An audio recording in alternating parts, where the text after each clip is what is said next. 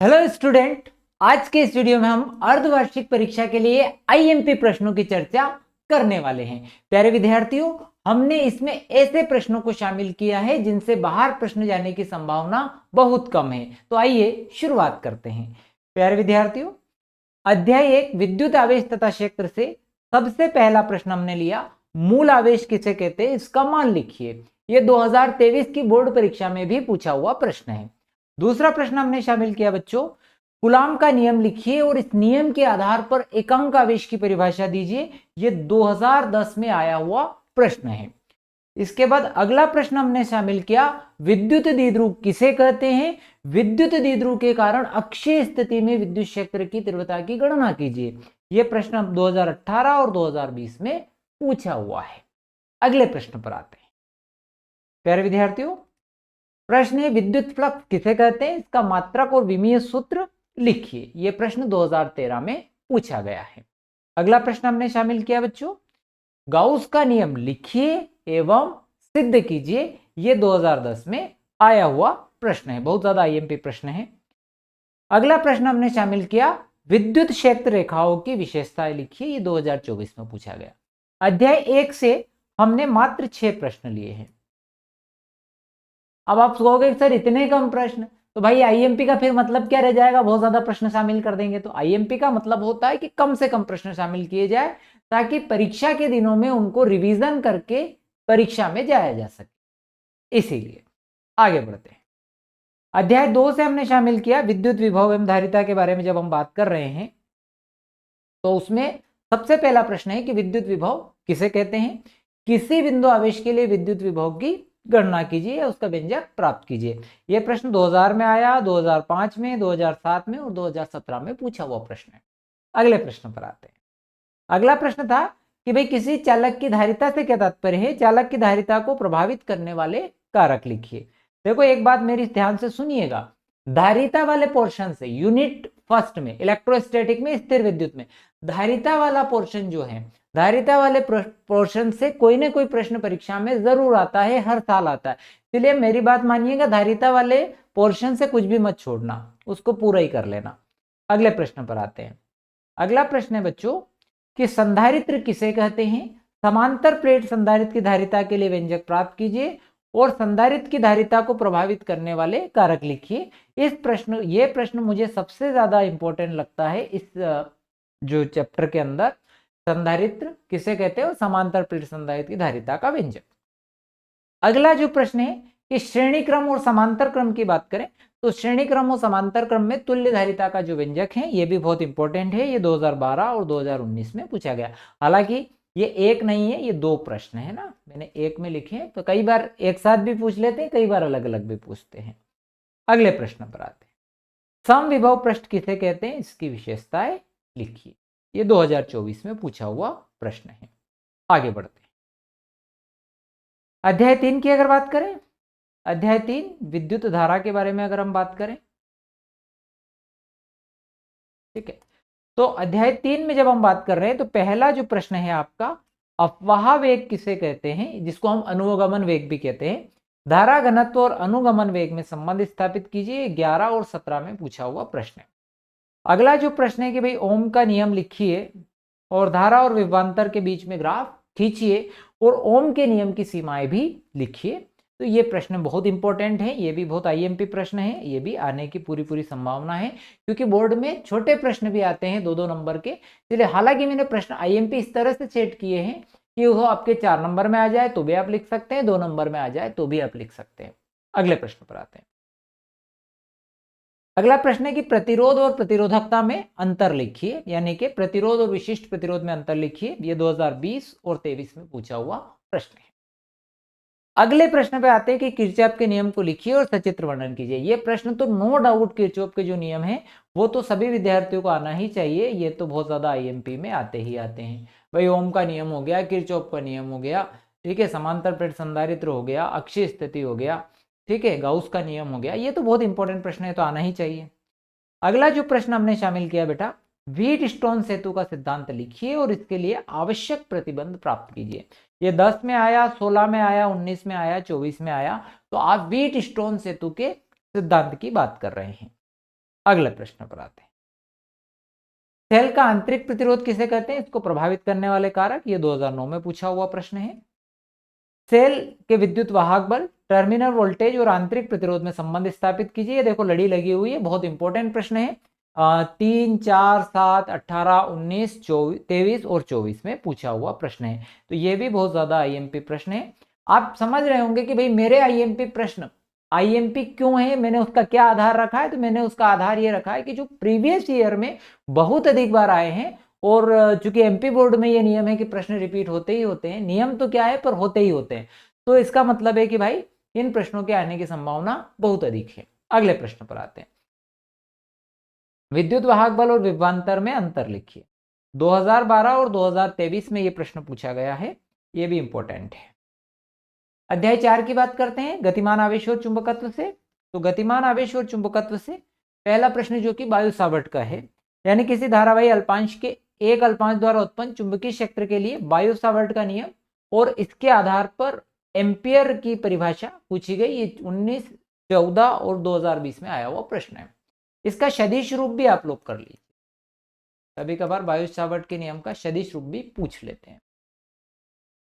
किसी वृत्तीय धारावाही कुंडली के केंद्र पर उत्पन्न चुंबकीय क्षेत्र की तीव्रता का व्यंजक प्राप्त कीजिए। ये प्रश्न 2000 में, 2001 में, 2 में, 4 में, 5 में, 6 में और 15 में पूछा हुआ प्रश्न है। ये भी बढ़िया आईएमपी प्रश्न है। अगले प्रश्न पर आते हैं। अगला प्रश्न है कि भाई लोरेंज बल किसे कहते हैं और अमीटर और वोल्ट मीटर में अंतर, ये 2009 में आया हुआ प्रश्न है। एम्पेयर का परिपति नियम, कथन एवं गणितीय रूप लिखिए, तो ये 2024 में आया हुआ प्रश्न। ठीक है। अगला अध्याय है चुंबकत्व एवं द्रव्य। चुंबकत्व एवं द्रव्य से प्रतिचुंबकीय अनुचुंबकीय लोह चुंबकीय पदार्थ के गुणों की तुलना करना, ये 2018 में आया हुआ प्रश्न है। और दूसरा प्रश्न है इसमें चुंबकत्व के लिए गाउस का नियम लिखिए। मात्र मैंने इसमें 2 ही प्रश्न शामिल किए। अगर आपको तीसरा प्रश्न शामिल करना है तो वो है चुंबकीय क्षेत्र रेखाएं, है ना, किसे कहते हैं, इसकी विशेषता है।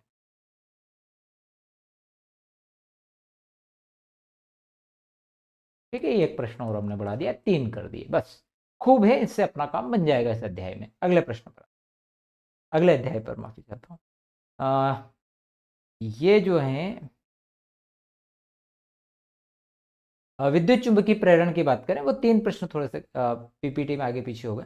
तो विद्युत चुंबकीय प्रेरण संबंधी फेराडे का नियम और द्वितीय नियम का निगमन करना है। फिर स्वप्रेरण किसे कहते हैं, स्वप्रेरकत्व गुणांक के लिए मात्रक लिखिए और धारावाही कुंडली में संचित ऊर्जा। अब जो प्रश्न है इसके अलावा जो प्रश्न है, ये जो मैंने अभी बात कही कि एक लंबी परिनलिका के लिए स्वप्रेरकत्व गुणांक हेतु व्यंजक, स्वप्रेरण अन्योन्य प्रेरण में अंतर और 2 परिनलिकाओं के मध्य अन्योन्य प्रेरकत्व का व्यंजक, ये 5 प्रश्न है। थोड़ा सा आप ध्यान रख लीजिएगा। अगले जो अध्याय की मैं बात कर रहा हूँ, जिससे अपन प्रत्यावर्ती धारा है, प्रत्यावर्ती धारा में केवल संधारित्र में के लिए कलांतर और धारितीय प्रतिघात ज्ञात करने वाला प्रश्न 2019 में आया हुआ है। परिपथ के लिए ज्ञात कीजिए, यानी कि विद्युत परिपथ, फेजर आरेख, परिणाम विभवांतर, और ये एलसीआर परिपथ की बात हो रही है ना। एलसीआर परिपथ के लिए ज्ञात कीजिए तीनों चीजें, एलसीआर परिपथ। अगला जो प्रश्न है कि अनुनादी परिपथ है ना, इसमें एक काम करो, इसको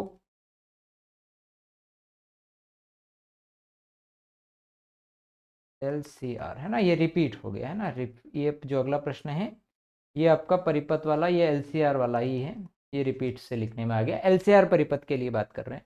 अगला जो प्रश्न है आपका प्रत्यावर्ती धारा परिपथ के लिए सिद्ध कीजिए। क्या सिद्ध करना है, वो सिद्ध करना है P A V is equal to V R M S I R M S cos phi. ठीक है। उसके बाद प्रत्यावर्ती धारा डायनामो यानी विद्युत जनित्र की बात हो रही है। इसका वर्णन निम्नलिखित शीर्षकों के अंतर्गत करना है, यानी सिद्धांत पता होना चाहिए, नामांकित चित्र, संरचना और कार्यविधि, ये सबसे इंपॉर्टेंट प्रश्नों में शामिल है प्रत्यावर्ती धारा जनित्र। ठीक है, 9, 10, 18, 20 और 22 2 प्रश्न इससे बताऊंगा मैं इस अध्याय में। ठीक है, एक प्रश्न और जो इसमें कहीं मिस हो गया है ना, तो वो आपका छठा वाला जो प्रश्न है वो आपका है ट्रांसफार्मर। ठीक है, तो आपको ये 2 प्रश्न, एक तो प्रत्यावर्ती धारा डायनामो और एक ट्रांसफार्मर, ये 2 प्रश्न ऐसे हैं इस अध्याय में कि ये तो आपको करने ही करने। अब ट्रांसफार्मर में कुछ भी नहीं छोड़ना है, चाहे ऊर्जा हानि हो, चाहे ऊंचाई अपचाई में अंतर हो, ठीक है, चाहे उसके परिणामान अनुपात का सूत्र हो, कोई भी प्रश्न आपको ट्रांसफार्मर का नहीं छोड़ना है, और डायनामो, ये 2 प्रश्न आपको करने ही करने हैं ना। और बाकी सब आप करते हैं तो आपके सारे ही प्रश्न बैठ जाएंगे। अगले प्रश्न पर आते हैं। विद्युत चुंबकीय तरंगों में विस्थापन धारा किसे कहते हैं, इसके लिए व्यंजक। दूसरा, विद्युत चुंबकीय तरंगे किसे कहते हैं, इसकी प्रकृति और 4 गुण।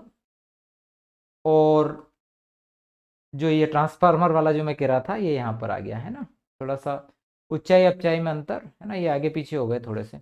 और विद्युत चुंबकीय स्पेक्ट्रम में उपस्थित तरंगों के बढ़ते तरंगदैर्घ्य के क्रम में लिखना है। अच्छा, उसमें एक चीज और है कि भाई तरंगदैर्घ्य क्रम में लिख लिया, और विद्युत चुंबकीय स्पेक्ट्रम में उपस्थित तरंगों के उपयोग, जैसे कि भाई गामा रे हैं, एक्स रे हैं, पराबैंगनी हैं, अवरक्त हैं, है ना, दृश्य हैं, रेडियो हैं, सूक्ष्म तरंगे हैं, इन सब तरंगों की बात कर रहे हैं। इन सब तरंगों के लिए आप क्या करना है, इनके उपयोग भी आपको याद करने हैं, ठीक है। अगले प्रश्न पर आते हैं। किरण प्रकाशिकी से, किरण प्रकाशिकी से गोली दर्पण की फोकस दूरी और वक्रता त्रिज्या में संबंध, ठीक है, F बराबर r/2 वाला। गोली दर्पण के लिए दर्पण सूत्र यानी कि ये 1/f 1/v प्लस 1/u वाला।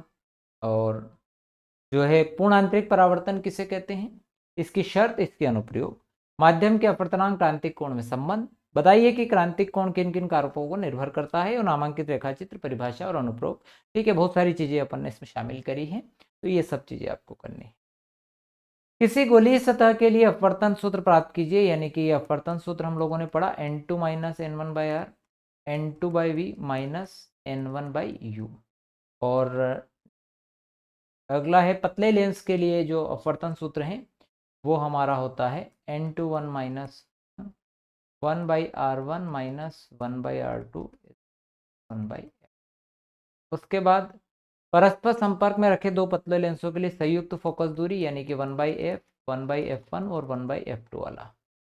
और अगला जो प्रश्न है कि आपका प्रिज्म के लिए अपवर्तनांक सूत्र यानी कि भाई n = sin a plus del m/2 और sin a/2। ये 10 में आया, 12 में आया, 17 में आया, 23 में आया, बहुत महत्वपूर्ण प्रश्न है। सरल सूक्ष्मदर्शी का वर्णन निम्नलिखित शीर्षकों के अंतर्गत। नामांकित रेखाचित्र, आवर्धन की क्षमता के लिए व्यंजक, जब अंतिम प्रतिबिंब स्पर्श दृष्टि की न्यूनतम दूरी पर बने और अंतिम प्रतिबिंब अनंत पर बने। ये 12 में आया, 17 में आया, 19 में आया, 24 में आया। अगर किसी विद्यार्थी को संयुक्त सूक्ष्मदर्शी भी करना है तो वो कर सकता है, पर मैंने अभी उसको शामिल नहीं किया है, ठीक है। अगले प्रश्न पर आते हैं। खगोलीय दूरदर्शी का वर्णन निम्न शीर्षकों के अंतर्गत कीजिए। नामांकित रेखाचित्र, आवर्धन क्षमता और के लिए व्यंजक, अंतिम प्रतिबिंब स्पर्श दृष्टि की न्यूनतम दूरी पर बने और अंतिम प्रतिबिंब अनंत पर बने, ठीक है। सरल सूक्ष्मदर्शी और खगोलीय दूरदर्शी में अंतर, ये 22 में आया हुआ। अपवर्ती दूरदर्शी और परावर्ती दूरदर्शी में अंतर लिखिए। प्यारे विद्यार्थियों, मैंने सभी अध्यायों में सबसे अधिक प्रश्न प्रकाशिकी से लिए, सबसे बड़ा अध्याय है, और एक यूनिट फर्स्ट स्थिर विद्युत से लिए। बाकी कहीं से भी मैंने ज्यादा प्रश्न नहीं लिए, 5 से अधिक प्रश्न किसी भी अध्याय से मैंने नहीं लिए हैं। और ये सारे ही आईएमपी प्रश्न है, और इनमें से लगभग आपका पूरा पेपर अर्धवार्षिक परीक्षा का आ जाएगा। और जितना समय अभी से बचा हुआ है उस हिसाब से मुझे लगता है कि इससे ज्यादा प्रश्न आप लोग कर भी नहीं सकते हो। तो अभी तक कुछ भी नहीं किया है तो आप ये पढ़ लीजिएगा। और वीडियो अगर पसंद आ गया हो तो चैनल को सब्सक्राइब कीजिएगा और अपने दोस्तों के साथ शेयर करना मत भूलना। Thank you very much. मिलते हैं नेक्स्ट वीडियो।